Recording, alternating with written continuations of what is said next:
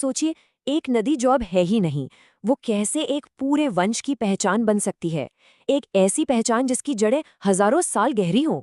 ये सवाल हमें इतिहास, भूगोल और पहचान की एक बहुत ही दिलचस्प कहानी की ओर ले जाता है। तो चलिए, आज हम तेवतिया वंश की कहानी में उतरते हैं। एक ऐसा सफर जो हमें उत्तर भारत के इतिहास के पन्नों में ले जाएगा। हम इस सफर की शुरुआत करेंगे इस वंश के नाम से, फिर देखेंगे उनकी शानदार यात्रा, उनके साम्राज्य का जमाना और आखिर में आज उनकी विरासत कहाँ तक फैली हुई है। तो सबसे पहले ये समझते हैं कि आखिर इस वंश का नाम आया कहाँ से और इसकी जड़ें कितनी गहरी हैं। देखिए, इस वंश की पहचान ना सीधे सीधे जमीन से जुड़ी है। तेवतिया नाम आया है एक पुरानी नदी तेवती से, जिसके किनारे ये लोग कभी रहा करते थे।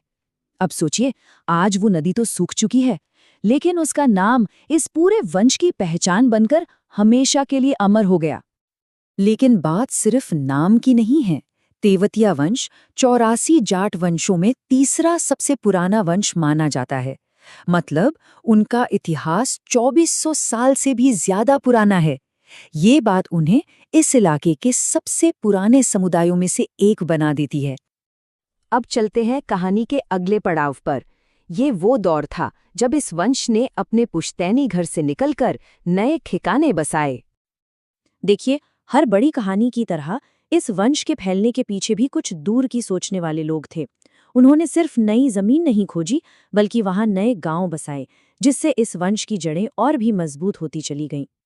और इन लोगों में से दो नाम तो इतिहास में दर्ज हो गए हैं। पहले जॉन पाल तेवतिया, जिन्होंने सोचिए 2000 साल पहले जौनौली गांव की नींव रखी, और दूसरे थे पूरनमल, जिन्हें मथुना गांव का संस्थापक माना जाता है। इन दो लोगों ने इस वंश के इतिहास को एक बिल्कुल नई दिशा दी। अब ये नंबर देखिए, 24। ये सिर्फ एक नंबर नहीं है, इसके पीछे इस वंश के पूरे विस्तार की कहानी छिपी है। तो क्या राज है इस 24 का? असल में जौनौली और अलावलपुर, ये दो गांव इस वंश के विस्तार के सेंटर पॉइंट बन गए। इन दोनों जगहों से 12-12 गांव बसे, जिनको जौनौली के 12 बा और अलावलपुर के 12 बा कहा गया। यहाँ बा का मतलब है गांवों का समूह।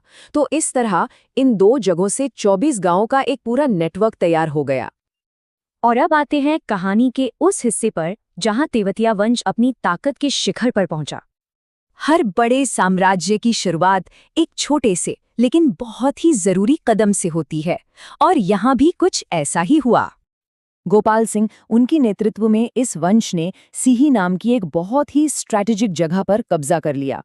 ये सिर्फ एक जीत नहीं थी, ये एक बड़े राज्य की नींव का पहला पत्थर था। और उसी नींव पर एक ऐसी ताकत खड़ी हुई जिसने उत्तर भारत के इतिहास पर अपनी छाप छोड़ी। सीही के इसी तेवतिया वंश ने आगे चलकर बल्लभगढ़ राज्य की स्थापना की। ये उत्तर भारत की एक बड़ी रियासत बनी और तेवतिया वंश के प्रभाव का सबसे बड़ा सबूत। लेकिन कहानी यहाँ खत्म नहीं होती। साम्राज्य तो आते जाते रहते हैं, पर विरासत वो जिंदा रहती है।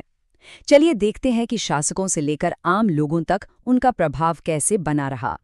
इसका एक बहुत अच्छा उदाहरण ब्रिटिश राज में मिलता है। उस दौर में भी मथुना के तेवतिया लोगों का कम से कम 11 गांवों पर शासन था। ये दिखाता है कि राजनीतिक सत्ता बदलने के बाद भी उनका स्थानीय प्रभाव कितना मजबूत था। और अब आखिर में देखते हैं कि आज ये वंश कहाँ-कहाँ तक फैला हुआ है। आज भी तेवतिया वंश की जड़ें बहुत गहरी हैं। हरियाणा के गांवों से लेकर मध्य प्रदेश के मंदसौर, रतलाम और ग्वालियर जैसे जिलों तक हर जगह उनके गांव मिलते हैं। और उत्तर प्रदेश में तो उनका एक बहुत ही बड़ा नेटवर्क है। अलीगढ़, बुलंदशहर, गौतम बुद्ध नगर, गाजियाबाद, इन जैसे कई जिलों में उनके गांवों की एक लंबी लिस्ट है, जो बताती है कि उनका विस्तार कितना गहरा और व्यापक रहा है। और उनका फैलाव सिर्फ यहीं तक नहीं है, वे देश की राजधानी दिल्ली और अपने पुराने गढ़ राजस्थान में भी मौजूद हैं। एक तरह से जहां से सफर शुरू हुआ था, वहां तक उनकी विरासत आज भी जिंदा है। ये लाइनें उनकी पूरी कहानी का सार हैं। उनकी फैली हुई बस्तियां और इस इलाके के इतिहास और संस्कृति में उनका योगदान एक ऐसी विरासत है जिसे भुलाया नहीं जा सकता। तो तेवतिया वंश की ये कहानी हमें सोचने पर मजबूर करती है। हम जिन शहरों और गांवों में रहते हैं, जिन जगहों को अपना घर कहते हैं, उनके नामों के पीछे न जाने कितने ऐसे ही भूले बिसरे इतिहास दफन हैं। शायद हमें भी अपने आसपास की जगहों के नामों को थोड़ा और करीब से जानने की कोशिश करनी चाहिए।